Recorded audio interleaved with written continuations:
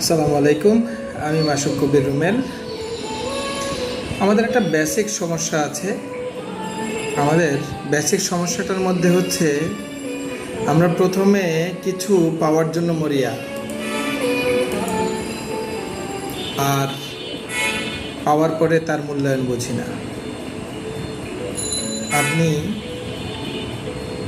যে কোনো কাস্টমার সার্ভিসগুলোতে একটু ফলো করলেই দেখবেন অতিরিক্ত কাস্টমার এলেই যেন তাদের বোঝা হয়ে যায়, অতিরিক্ত বোঝা ফিল করে, অথচ তারা ভুলেই যায় এই অতিরিক্ত কাস্টমারের জন্যই তাদের চাকরিটা, তাদের অবস্থান, তাদের ওখানে টিকে থাকা।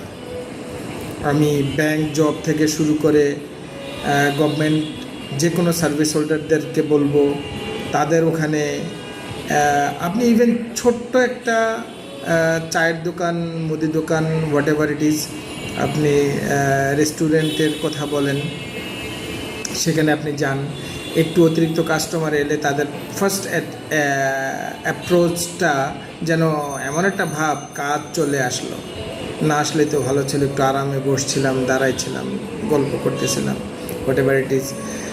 আর যখনই একটু লোড পড়ে যায় তখনই তাদের অ্যাটিটিউডটা চেঞ্জ হয়ে যায়। But that is wrong in business and service.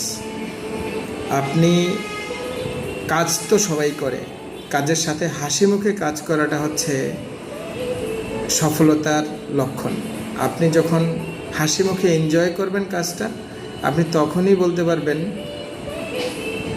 আমি সফলভাবে করছি। ধন্যবাদ সবাইকে। আমরা যা করব, মুদ্রা কথা, আমরা যাই করব, আমরা মন থেকে করব।